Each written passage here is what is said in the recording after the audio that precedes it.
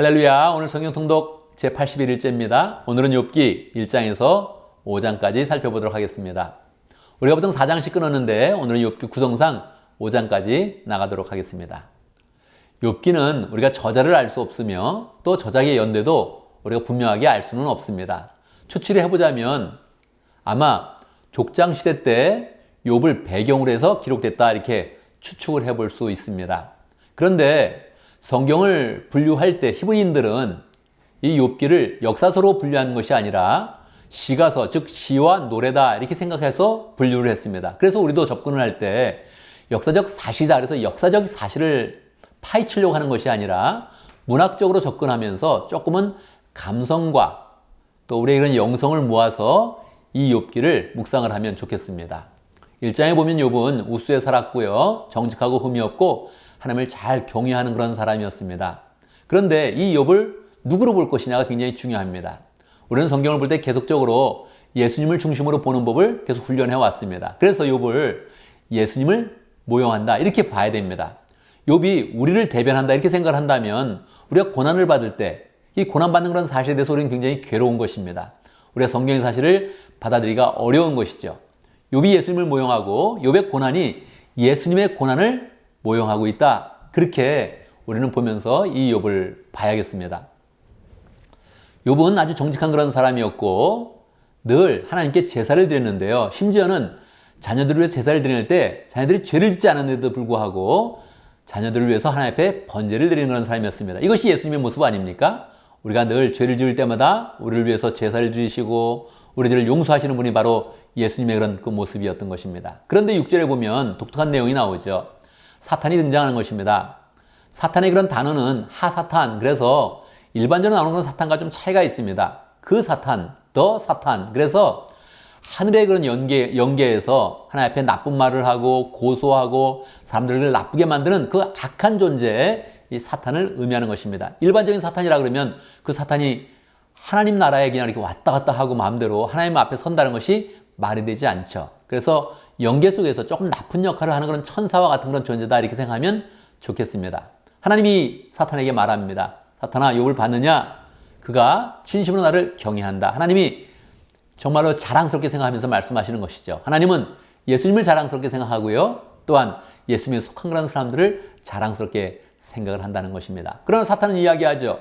재산이 많아서 그렇습니다. 하나님의 축복이 많아서 그렇습니다. 재산을 빼앗으면 그가 하나님을 저주할 것입니다. 그렇게 이야기를 하죠. 그래서 하나님이 사탄에게 허락을 합니다. 네가 재산을 뺏어도 좋다. 그래서 하루아침에 욥은 다 재산을 잃게 되고요. 심지어는 7명의 아들과 3명의 딸이 있었는데 그 자녀까지도 다 잃게 됩니다. 그때 욥이 어떻게 합니까? 하나님을 원망하지 않고 도리어 하나님을 경배하고 하나님께 찬양하고, 물론 괴로우니까 겉옷을 찢고 그리고 죄를 무릅쓰고 머리털을 밀고 그런 상태에 있습니다. 그렇지만 원망하지 않는 그런 모습을 보였던 것입니다.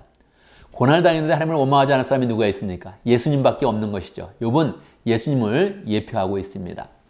2장에 보면 하나님과 사탄이 다시 만나죠. 사탄에게 하나님이 이야기합니다. 너 욥을 봤냐? 재산을 다 빼앗아도 그가 나를 원망하지 않았다. 정확히 이야기하죠. 사탄이 다시 또 도발합니다.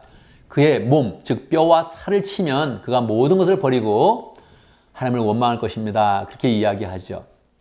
사탄은 공격할 때 무섭게 하는 것입니다. 예수님을 공격할 때도 자꾸 예수님의 몸 가운데 채찍이 맞도록 예수님이 십자가 못에 박히도록 그렇게 공격을 하는 것이죠. 하나님이 생명 건드리지 말아라 이렇게 이야기합니다. 그래서 결국 욥의 몸에 악성 종기가 나서 기와 조각으로 몸을 막 긁고요.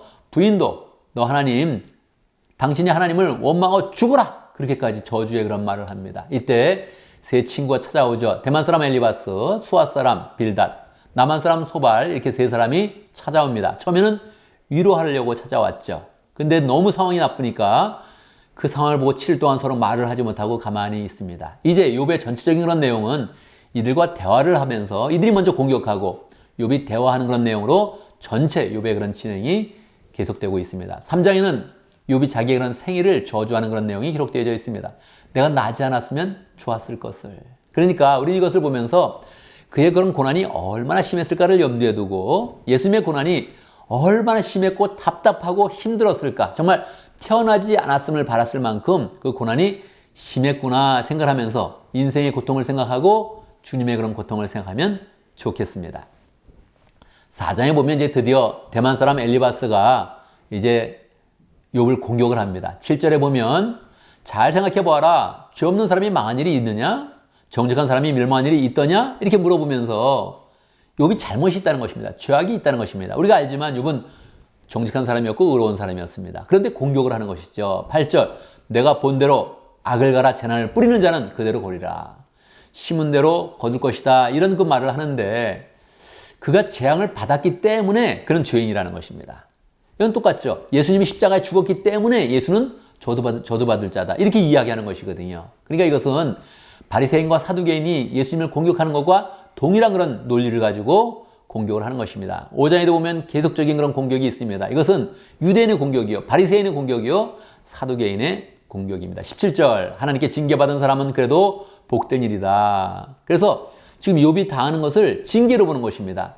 예수님이 당하는 그런 고난을 사람들은 다 징계로 봤습니다. 저가 잘못했기 때문에 하나님 앞에 벌을 받는다. 이렇게 생각을 했던 것이죠. 그러나 실제로는 그것이 우리를 위한 것이요, 의인으로서 고난을 받았다는 것입니다. 그래서 우리는 이 고난을 무서워하지 말고 이 고난을 볼 때마다 정말 예수님이 우리를 위해서 많은 고난을 받았구나 이렇게 인식을 하면서 감사함으로 그 고난에 접근하면 좋겠습니다.